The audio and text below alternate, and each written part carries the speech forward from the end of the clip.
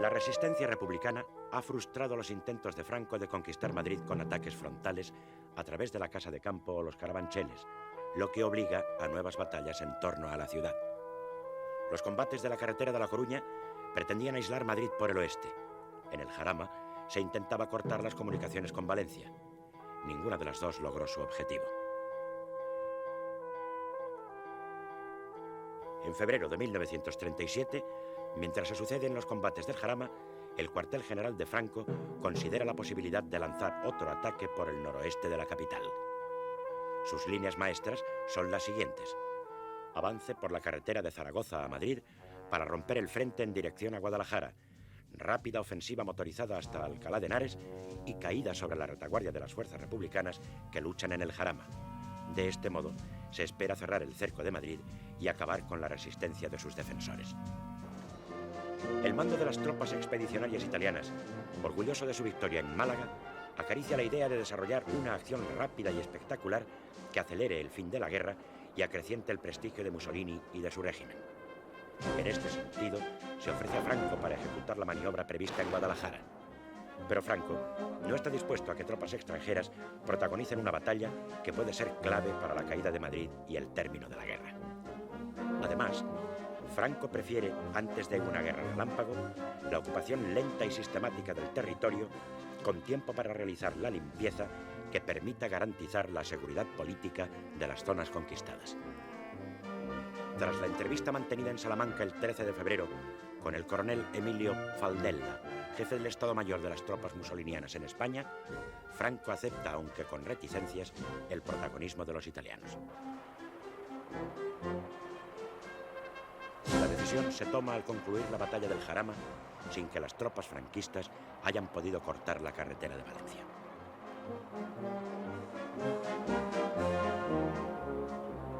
A comienzos de mayo, el Comando di Truppe Volontarie, o Corpo di Truppe Volontarie, más conocido en España por CTV, es una fuerza expedicionaria que suma alrededor de 40.000 hombres al mando de 6 generales y de un cualificado Estado Mayor.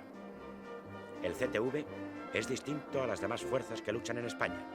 Sus 4 divisiones, Dio lo vuole, Dios lo quiere, Fiamme Nere, Llamas Negras, Penne Nere, Penachos Negros y Littorio, cuentan con flamantes carros, camiones, artillería y gran cantidad de vehículos rápidos con armas ligeras. Apoyan dichas divisiones una considerable aviación y todo el conjunto de tropas y servicios de un cuerpo de ejército bien dotado.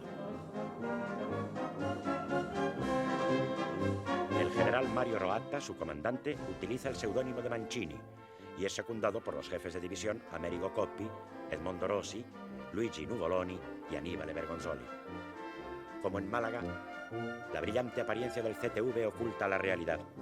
Aunque el mando superior del Estado Mayor y parte del contingente pertenecen al ejército regular italiano e incluso son veteranos de Abisinia, la mayoría está formada por milicianos fascistas y voluntarios reclutados en gran medida entre las masas desocupadas del Mezzogiorno. La fuerza italiana tiene escasa cohesión, aunque su moral es elevada tras el éxito malagueño.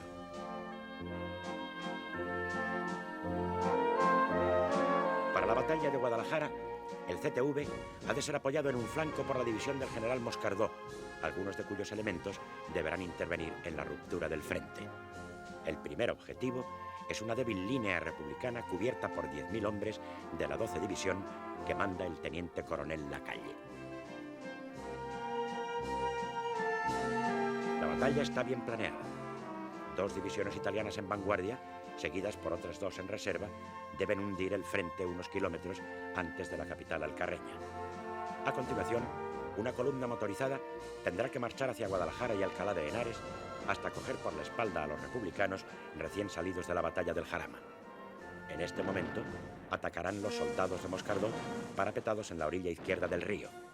En solo 5 días, los efectivos republicanos del Jarama habrían sido atrapados entre 2 fuegos y cortada la carretera de Valencia.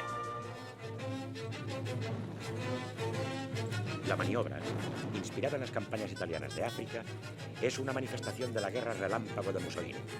Su éxito se basa en el apoyo de la aviación y artillería y el rápido movimiento de tropas, carros y camiones. el seco terreno de la Alcarria, apenas sin carreteras, pero de onduladas lomas arcillosas, se presta a veloces despliegues.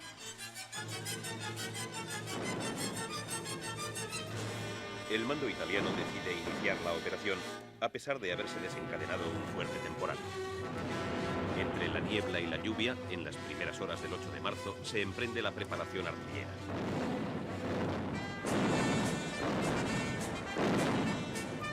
Inmediatamente la segunda división de camisas negras rompe el frente, atacando en 3 direcciones y ocupa los pueblos de Almadrones, Mirabueno y Alamino. Se abre una brecha de varios kilómetros por donde penetran los italianos. El coronel Rojo comentará: el mando republicano no sabía ni dónde estaba el frente. Los italianos llegan a Ontanares y avanzan hacia Brihuega, donde entran el día 10. La noche anterior llegan los primeros refuerzos para taponar la brecha. El temporal encharca los aeródromos e inmoviliza los aviones. La niebla impide a la artillería divisar los objetivos. El campo arcilloso es un lodazal intransitable. La fatiga y el frío hacen mella en los hombres, mientras la aviación republicana se adueña del cielo al poder despegar sus aviones sin contratiempos, ya que en sus campos de origen, situados al sur, apenas llueve.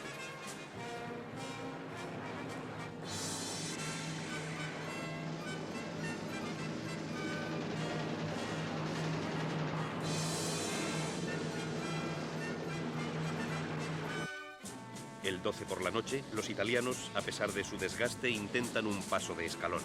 Es decir, sus divisiones de reserva pretenden relevar a la vanguardia. Pero la confusión aumenta, pues muchos hombres, agotados, abandonan las líneas sin esperar a quienes deben sustituirles. Las brigadas internacionales juegan un papel destacado en el contraataque republicano.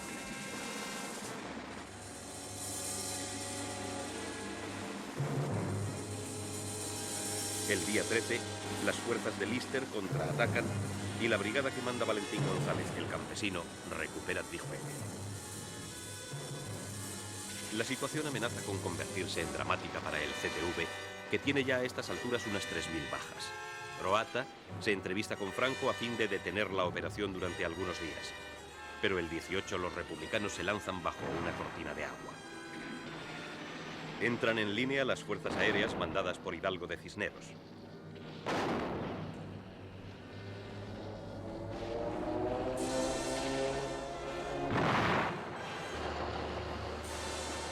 Actúan los carros y la infantería.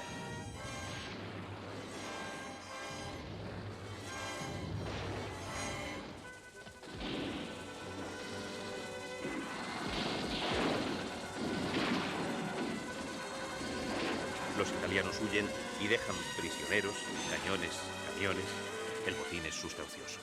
La propia policía militar italiana informa que cunde el pánico entre los soldados, que abandonan en masa las líneas. Brihuega es reconquistada. Villaviciosa, Masegoso, Gajanejos y otros pueblos van cayendo en poder de los republicanos. Los días 19 y 20, la infantería continúa avanzando hasta el kilómetro 95 de la carretera de Aragón. Se han hecho más de 15 kilómetros en 2 jornadas. Pero el 21, los republicanos están agotados y la batalla se detiene. Sin más reservas, Rojo no puede explotar.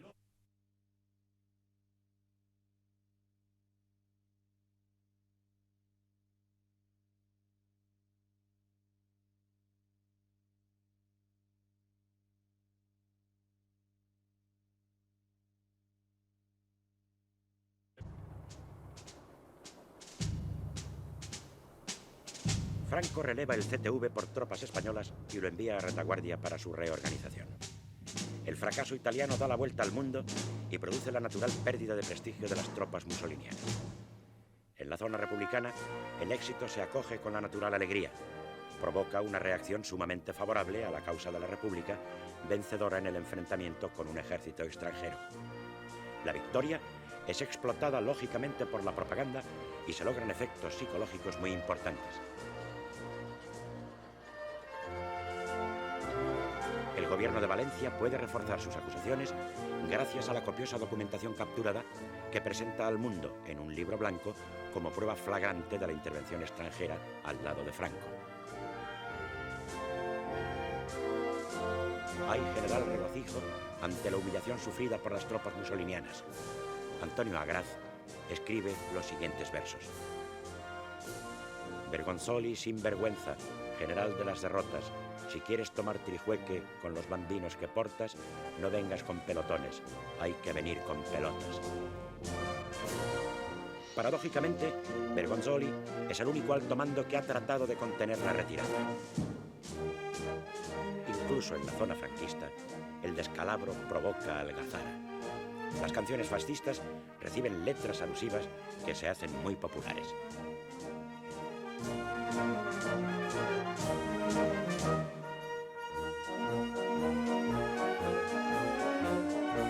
Con la música de Fachet Tenere, los soldados de Navarra cantarán con rudo sarcasmo. Guadalajara no es Abisinia. Los españoles, aunque rojos, son valientes. Menos camiones y más cojones. Franco se convence de que en lo sucesivo los italianos no deben actuar en unidades autónomas y que han de integrarse con españoles en proporción adecuada. Mussolini recibe perplejo la noticia de la derrota. La propaganda fascista había exagerado los triunfos de los legionarios italianos y su heroísmo. Ahora el ridículo se hará muy duro de soportar. Italia llega a acusar a sus aliados de haber iniciado el ataque sin el suficiente apoyo. Franco, para contentar al duce, cuya ayuda material le resulta preciosa, accede a relevar de sus mandos a los generales Orgaz y Varela. En Guadalajara, el prestigio de los comunistas alcanza su cenit. Lister, que había cimentado su fama en el ataque al Cerro de los Ángeles y la había consolidado en las duras luchas por la posesión del Pingarrón, será elevado hasta el pináculo de su gloria al ser presentado como el vencedor del orgullo fascista. El campesino comparte la fama a idéntico nivel y ambos pasan a ser los héroes oficiales del bando republicano. El Partido Comunista, cuya influencia se había acrecentado notoriamente los últimos meses, celebra en Valencia, del 5 al 8 de marzo de 1937, una reunión ampliada de su comité central, que en realidad es un congreso. Inaugurado por la popular dirigente y diputada comunista Dolores Ibarruri, pasionaria, reúne a centenares de militantes, así como a mandos del ejército. José Díaz, el antiguo obrero panadero de Sevilla, secretario general del Partido Comunista de España, analiza los 8 meses ya transcurridos de guerra y define los objetivos de esta como defensa y conquista de una república democrática y parlamentaria de nuevo tipo, con profundo contenido social. Los ministros comunistas Vicente Uribe, de Agricultura, y Jesús Hernández, de Instrucción Pública, hablan de la labor de transformaciones agrarias y de difusión cultural de sus respectivos departamentos. El catedrático Wenceslao Roces, subsecretario de Instrucción Pública, explica también la creación de los institutos para obreros y de las milicias de la cultura en los frentes. Las resoluciones de la reunión comunista, que señalaban la necesidad de contar con un ejército regular, una industria de guerra, una retaguardia en orden, contenían implícitamente una crítica, si no de las palabras de Largo Caballero, sí de la práctica de dirigir la guerra, sobre todo después de la pérdida de Málaga.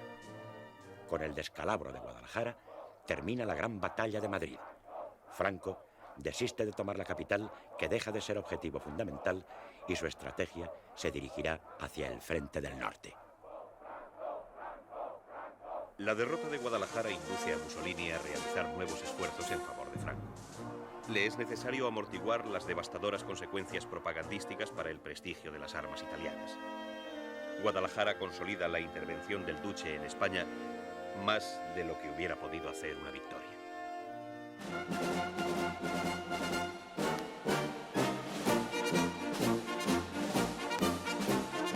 No tarda en manifestarse ante el mundo el renovado compromiso de las potencias fascistas por Franco.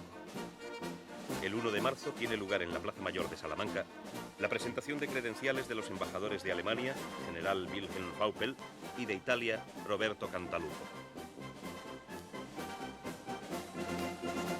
El desfile de la Guardia Mora de Franco contribuye a realzar la solemnidad del acto. El poeta del naciente régimen, José María Pemán, muy a la altura de la pompa y de la circunstancia, evoca en sonoros versos los acontecimientos.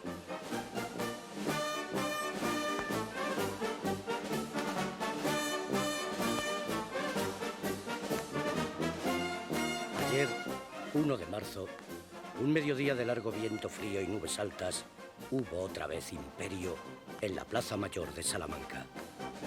Imperio en la serena geometría de la plaza y en los altorrelieves de nobles capiteles que la circundan y en la valentía de la noble y corrida balconada.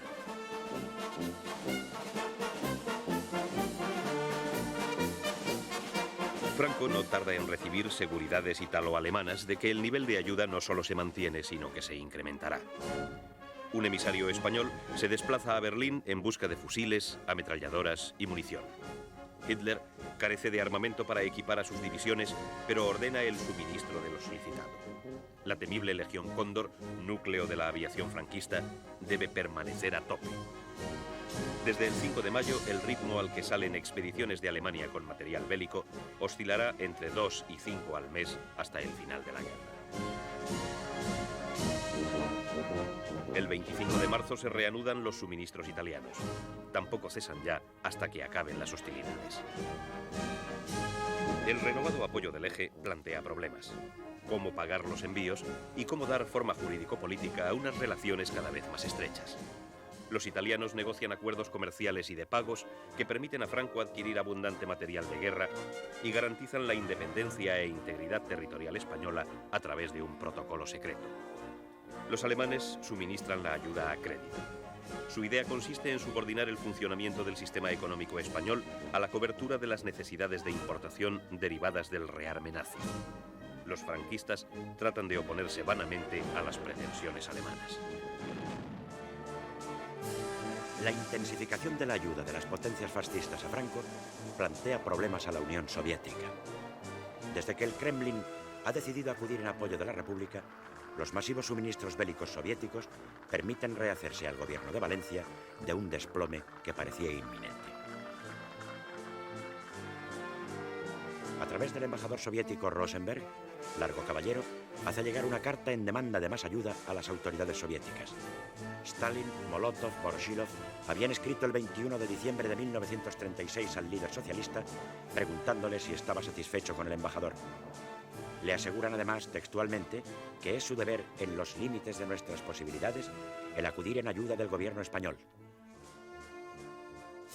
En su carta, los líderes soviéticos recomiendan a Largo Caballero el respeto a la pequeña propiedad, tanto campesina como urbana, protegiéndola de los intentos de confiscaciones, asegurando en lo posible la libertad de comercio. El acercamiento al presidente Azaña y a los partidos republicanos moderados se juzga muy aconsejable, en opinión de los dirigentes bolcheviques, que se muestran preocupados porque los enemigos de España vean en ella una república comunista y prevenir así su intervención declarada, que constituye el peligro más grave para la España republicana. En suma, los líderes soviéticos afirman a Largo Caballero que la Revolución Española se abre camino, que en muchos aspectos difieren del camino recorrido por Rusia, que es muy posible que la vía parlamentaria resulte un procedimiento de desarrollo revolucionario más eficaz en España de lo que fue en Rusia. No obstante la buena disposición y las recomendaciones de los responsables soviéticos, afloran tensiones entre el embajador Rosenberg y el presidente del gobierno republicano, Largo Caballero. En enero, Rosenberg le presiona para que destituya al general Asensio y adopte una serie de medidas preconizadas por los comunistas. Después de una larga conversación a la que asiste el ministro de Estado Álvarez del Valle, el líder socialista exclama: «Márchese, fuera. Debe usted saber, señor embajador, que los españoles podemos ser pobres y necesitar ayuda del exterior, pero tenemos el orgullo suficiente para no aceptar que un embajador extranjero trate de imponer su voluntad a un jefe de gobierno español».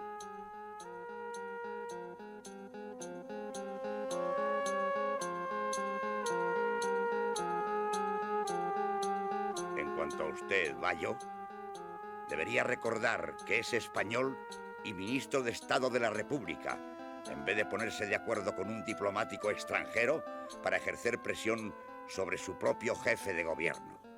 Rosenberg se hace impopular y pronto se plantea su relevo. La escalada fascista coloca ahora al Kremlin ante la necesidad de compensar los suministros bélicos germano-italianos.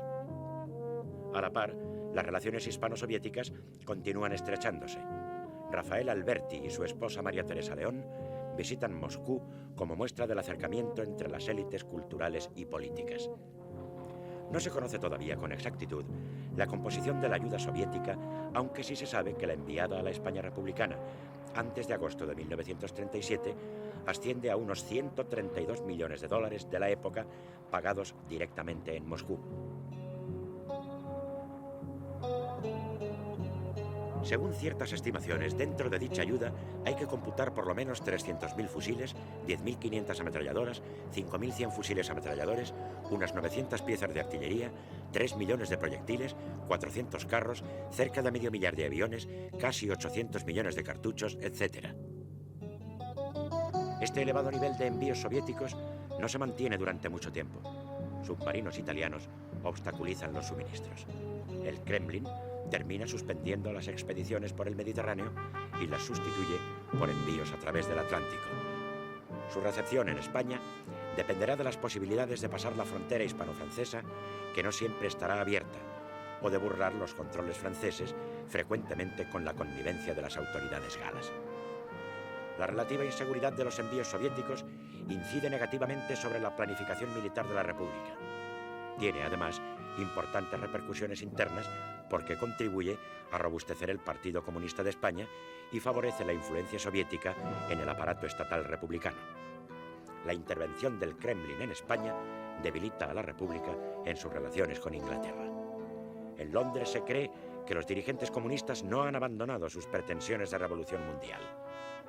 Los ingleses temen que si se elimina la amenaza que suscita Alemania contra el Kremlin, los soviéticos podrían volver a su vieja hostilidad contra el Imperio británico. En consecuencia, los dirigentes ingleses exageran el nivel de intervención de Moscú en España. Temen que una eventual victoria republicana consolide las posibilidades de que el gobierno español quede bajo control de Stalin. Los envíos del Kremlin cumplen fines fundamentales de la política de Stalin. En primer lugar, contribuyen a compensar el efecto de las grandes purgas ante la opinión pública internacional de izquierdas, incluida la comunista. En estas depuraciones caen víctimas no pocos de los asesores y funcionarios con experiencia en España. Entre ellos figurarán Rosenberg, Kolstov y Antonov Ovseenko. El gran peso específico adquirido por los suministros soviéticos sobre los de otras procedencias es un arma política que Stalin no dejará de utilizar en el tablero internacional. La URSS dosifica la ayuda para permitir que la República mantenga la guerra, pero no la incrementa tanto como para que el ejército popular pueda lograr la superioridad sobre su contrario. Frente a la evidencia de la creciente intervención del Eje y del Kremlin, la labor del Comité de Londres prosigue lentamente y con escaso éxito. Las potencias se ponen de acuerdo para restringir la marcha a España de sus súbditos que puedan intervenir en la guerra. El control entra en vigor la noche del 20 al 21 de febrero. Pero, de hecho, estas medidas no impiden el envío de tropas regulares italianas, alemanas y de asesores soviéticos. Más difícil resulta impedir la llegada de armas y municiones desde el exterior. No obstante, el 6 de marzo se crea un Consejo Internacional para administrar un segundo plan de control. Prevé 3 modalidades: marítima, de vigilancia por patrullas navales y observación terrestre. El plan parece acertado sobre el papel, pero choca con la realidad. Ni Italia ni Alemania permiten que el control sea eficaz. La no intervención favorecerá al bando franquista, que ha venido manteniendo la iniciativa en el mar. Desde finales de 1936 se han adoptado las primeras medidas de bloqueo sobre los puertos del Cantábrico por parte de las fuerzas navales de la base del Ferrol, mandadas por el contraalmirante Castro Arizcún. Las posibilidades republicanas de superar este bloqueo se ven mermadas por la falta de coordinación existente entre las fuerzas navales del Cantábrico, dependientes del gobierno de Valencia, y al mando del capitán de navío Valentín Fuentes, y la flota auxiliar de la Armada de Euskadi, cuyo jefe, Joaquín Eguía, teóricamente subordinado a Fuentes, hace caso omiso de las instrucciones de este. Esta falta de coordinación favorece los esfuerzos de las unidades franquistas para obstaculizar las llegadas de material bélico y materias primas al norte, cuyos puertos son repetidamente minados.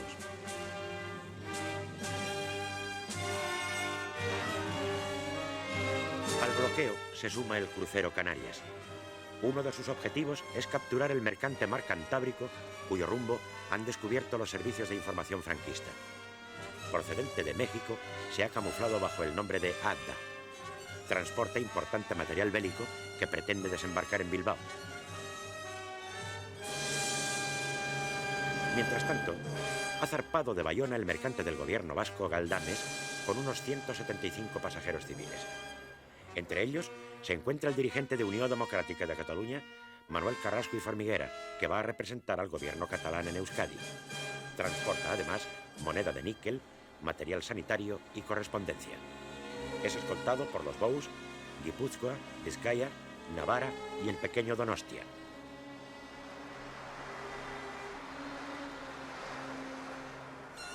Por la noche, una tempestad dispersa el convoy.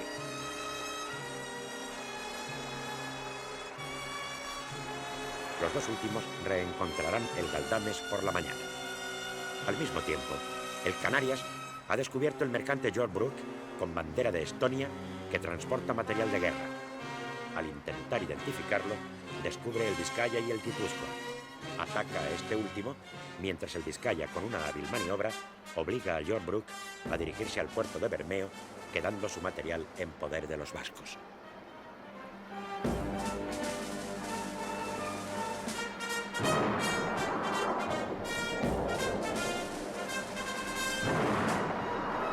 Numerosos disparos del Canarias alcanzan al Guipúzcoa.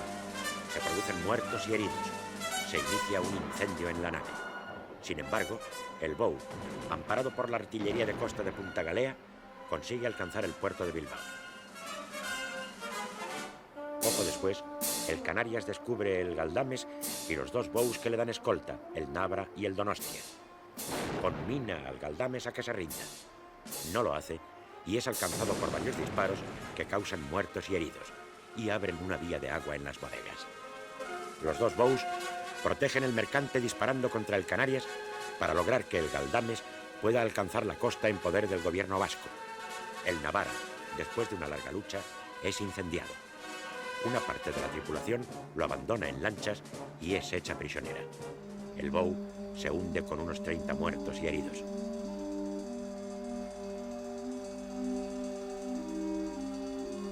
Algunos marinos deciden desaparecer con su barco, entre ellos su capitán, Enrique Moreno. La marina vencedora reconocerá el heroísmo de aquellos marinos vascos. Ninguna de las penas de muerte impuestas a los sobrevivientes en consejo de guerra será ejecutada. Y gracias a las gestiones del comandante del Canarias, Salvador Moreno, y de su director de tiro, Manuel Calderón, cerca de Franco, en 1938 serán puestos en libertad. El Galdames es fácilmente apresado y su tripulación y pasaje encarcelados. Carrasco y Formiguera y dos concejales socialistas de Irún serán posteriormente fusilados. Entretanto, el pequeño Donostia ha conseguido llegar a un puerto francés. Esta acción se denominará Batalla del Cabo Machichaco. Unos días después, el Canarias consigue descubrir y apresar el mar Cantábrico, que es conducido al puerto del Ferrol, donde se desembarca un importante material de guerra.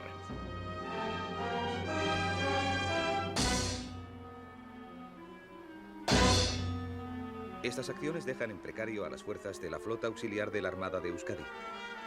Las llamadas de auxilio de Aguirre al ministro de Marina y Aire, Indalecio Prieto, no serán atendidas dado que el gobierno de Valencia considera más importante la permanencia de la flota en el Mediterráneo a fin de custodiar a los convoyes soviéticos que transportan el material bélico que desesperadamente necesita la República. La contrapartida a estos éxitos de la flota de Franco se produce unas semanas más tarde, cuando en la mañana del 30 de abril y en el transcurso de una acción de bloqueo frente al puerto de Bilbao, el acorazado España choca contra una de las minas fondeadas por el Júpiter y se hunde a causa de la explosión. El destructor Velasco recoge a los 820 hombres de la dotación.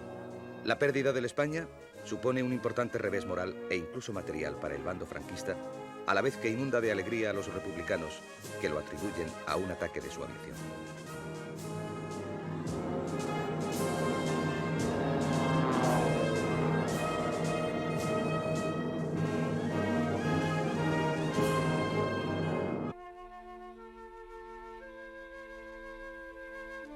La guerra destroza el sistema económico español y en particular el funcionamiento de las instituciones financieras.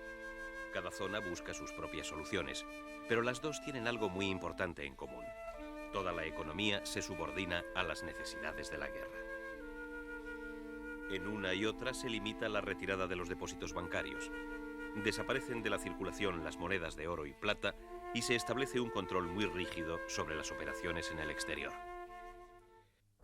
El Banco de España ha quedado dividido en dos. Ambos gobiernos, el franquista y el republicano, piden continuos anticipos de dinero. Esta circunstancia, lógicamente, provoca el aumento desmesurado de la emisión de papel moneda. En la zona franquista se va a mantener la validez de los billetes emitidos con anterioridad al 18 de julio de 1936. Un problema de la mayor importancia es la financiación exterior de la guerra. Cómo pagar las cuantiosas compras de armamento y material que necesitan hacerse en otros países. La situación es muy distinta en cada bando. El gobierno de la República tiene su mejor medio de pago en el oro del Banco de España depositado en Moscú. Con la autorización de Largo Caballero como presidente del gobierno y de Negrín como ministro de Hacienda, se van vendiendo las partidas necesarias, cuyo producto en divisas se remite a un establecimiento soviético en París, el Banco Comercial para la Europa del Norte. Desde él, con gran secreto, se llevan a cabo las transferencias necesarias para situar pagos en los más diversos puntos del globo. En la zona republicana, las continuas disminuciones de sus reservas de oro, el carácter no convertible de la moneda, las dudas que existen en el mundo financiero sobre las posibilidades reales que la República tiene de imponerse a la sublevación, hacen que la peseta republicana pierda valor continuamente. Esta circunstancia no va a preocupar demasiado a Negrín, que a la inversa de Franco, que está muy preocupado por mantener el prestigio de la moneda, se va a preocupar más, o va a poner un énfasis mayor, en que no cese el flujo de importaciones que permiten a la República mantener y sostener y desarrollar el esfuerzo de guerra. El gobierno de Franco parte de una situación muy diferente, puesto que carece de oro. El material y armamento necesarios para la guerra los conseguirá en base al apoyo político de países y empresas extranjeros que simpaticen con su causa. Así, obtiene créditos flexibles y con amplias facilidades de pago que serán de vital importancia. Uno de ellos es el de la empresa petrolífera norteamericana Texaco. En el otoño de 1936, gracias a las gestiones personales de un modesto empleado de Camsa, José Antonio Álvarez Alonso, la multinacional decide enviar todo su petróleo a la zona controlada por Franco. Y cuando las necesidades desbordan la oferta de Texaco, esta adquiere a terceros los productos que Franco necesita y les aplica los mismos beneficios crediticios y de transporte. Además, facilita gran cantidad de información sobre suministros internacionales a la zona republicana que serán de un valor inestimable para los franquistas. Dos hombres de Texaco son claves en este apoyo: el representante de la compañía en Europa, William Brewster, y su presidente ejecutivo, Thorkild River, que tomó la decisión y la mantendrá contra viento y marea. A Franco nunca le faltarán petróleos ni gasolinas. En 1937 recibe 400.000 toneladas, en 1938 medio millón y al año siguiente 640.000 por importe total de 24 millones de dólares.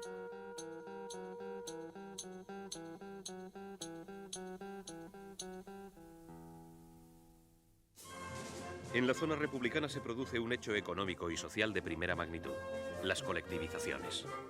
El movimiento obrero revolucionario, en sus diversas corrientes, había propugnado siempre la propiedad colectiva de los bienes de producción. La guerra ofrece una oportunidad excepcional para llevar a cabo ese punto fundamental de su programa, que se realiza de manera diferente según los lugares y la ideología de los protagonistas. En el campo, el Instituto de Reforma Agraria pone a disposición de los trabajadores más de 5,5 millones de hectáreas expropiadas. Pero la acción espontánea de los campesinos suele ser más rápida que la oficial. El primer paso consiste en la incautación de las fincas de propietarios asesinados, encarcelados o huidos. A continuación, los sindicatos organizan la explotación. En las grandes fincas es colectiva, en las pequeñas individual. A los arrendatarios se les exime del pago de la renta. A los pequeños y medianos propietarios se les mantiene su propiedad. En ambos casos, a condición de que demuestren su fidelidad a la República. Los anarquistas y socialistas son partidarios decididos de las colectivizaciones. Los comunistas defienden la pequeña y mediana propiedad de acuerdo con su estrategia de alianza entre el proletariado y la pequeña burguesía. Las diferencias ideológicas entre partidos y sindicatos y la subordinación de la producción a las necesidades de la guerra serán los principales problemas con que se enfrenten las colectividades. También lo será la escasez de hombres jóvenes movilizados en su mayoría. En el campo, como en tantos otros sectores de la economía, el trabajo de las mujeres será decisivo para mantener viva a la población.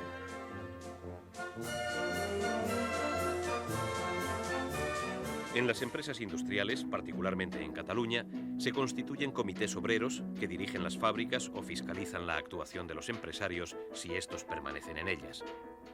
La industria vinculada directamente a la producción de guerra y las empresas cuyos propietarios han sido declarados colaboradores de los sublevados son expropiadas. Tanto el gobierno de la Generalitat como el central intentan controlar la revolución e institucionalizarla, aunque sea reconociendo las incautaciones. En el País Vasco la situación es diferente, puesto que no ha habido revolución social. Solo se incautan empresas relacionadas con la guerra y el gobierno indemniza a sus propietarios.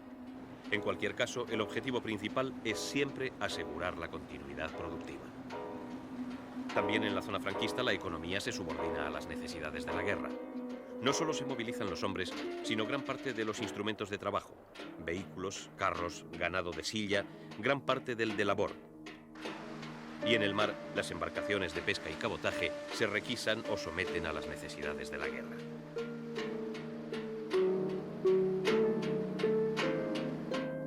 La situación social, en cambio, es completamente distinta. Las tierras expropiadas son devueltas a sus propietarios y poco a poco se restablecen las relaciones de producción tradicionales, siempre bajo un férreo control militar.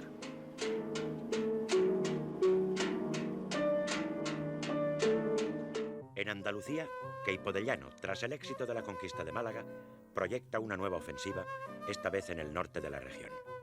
Se trata de tomar Almadén, con sus ricos yacimientos mineros, y de marchar desde el oeste sobre el santuario de la Virgen de la Cabeza, a fin de liberar a sus defensores. Para conseguir ambos objetivos, es preciso ocupar Pozoblanco, cuartel general de la 19 División que defiende el territorio republicano en la provincia de Córdoba. La manda el teniente coronel Joaquín Pérez Salas, quien a su notable capacidad como artillero une una gran autoridad moral que le permitirá mantener el orden interno en la zona y terminar con las violencias y represalias indiscriminadas que tuvieron lugar en los primeros meses de la guerra.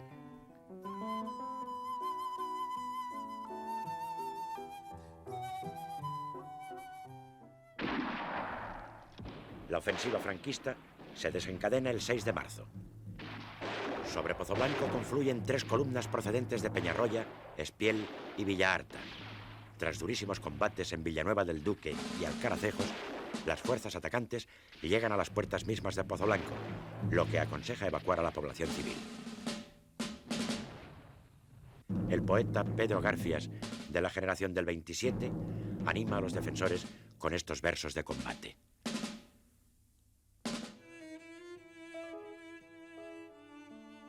Pozoblanco, Pozoblanco, tú nunca serás de Queipo. Te defienden los soldados del ejército del pueblo. Ni las bombas ni los tanques quebrarán tu talle esbelto, fino junco del mejor de los aceros.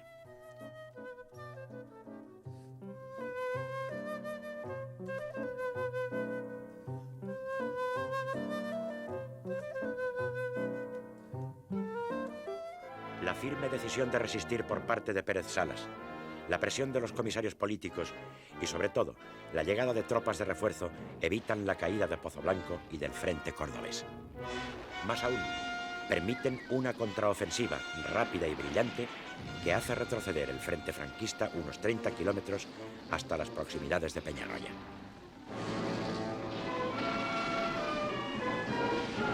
Es esta una victoria republicana importante, aunque poco conocida.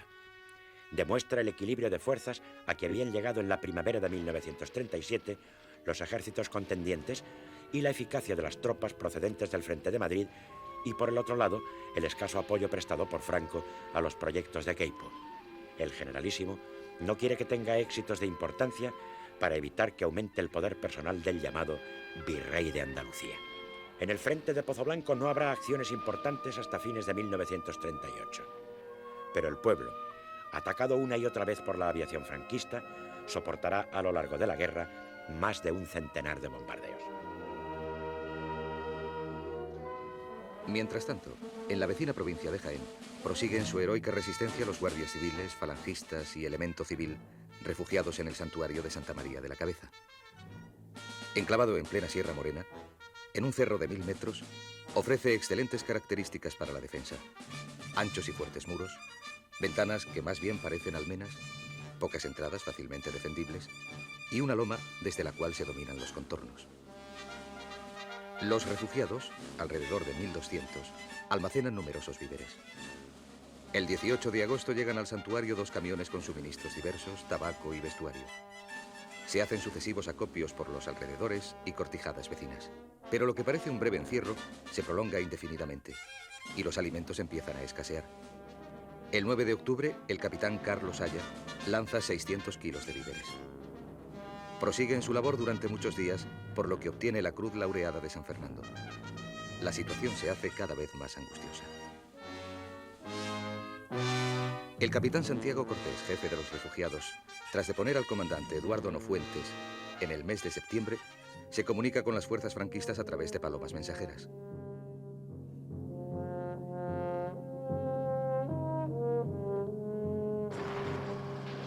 Queipo de Llano, como jefe del Ejército del Sur, ordena el 10 de diciembre una ofensiva, con el fin de liberar el santuario. Las operaciones se emprenden el 14, ocupándose Albendín, Bujalance y Cañete de las Torres. El día 28, el capitán Cortés hace llegar un mensaje a Queipo de Llano, comunicándole que sus hombres hambrientos solo se mantienen en pie por su fuerte temple y el ánimo infundido por la proximidad de su ejército. Las tropas franquistas continúan la ofensiva. Porcuna es ocupado el 1 de enero, pero la paralización de las operaciones a poco más de 37 kilómetros del santuario frustra la ansiada liberación cuando ya se ha emprendido comunicación heliográfica con los sitiados. Sin embargo, la espera anhelante de los cercados sigue prolongándose durante meses. El 27 de abril, Cortés solicita una vez más auxilio. No lo pido por mí. Al fin y al cabo, mi vida vale poco. Pero sí por los 1200 seres inocentes que me suplican sin perder las esperanzas de liberación. Tampoco será atendido.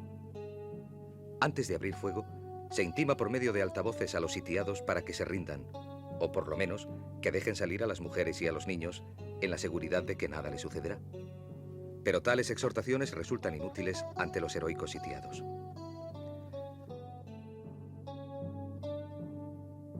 Al amanecer del 1 de mayo de 1937, las columnas republicanas apoyadas por cañones, morteros y carros de combate inician el asalto final contra el santuario.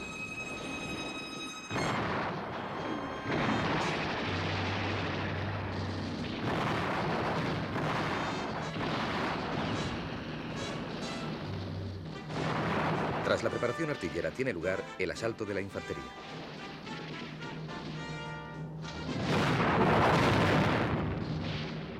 Finalmente, se rinde la plaza. Detrás de los guardias civiles salen las mujeres y los niños que durante 9 meses han permanecido encerrados en el santuario por la decisión del capitán Cortés. Los heridos y las mujeres son trasladados en coches y el resto en camiones a Andújar. Los atacantes han tenido más de 100 bajas y los sitiados unas 60. Entre ellas, en gravísimo estado, se encuentra el capitán Cortés.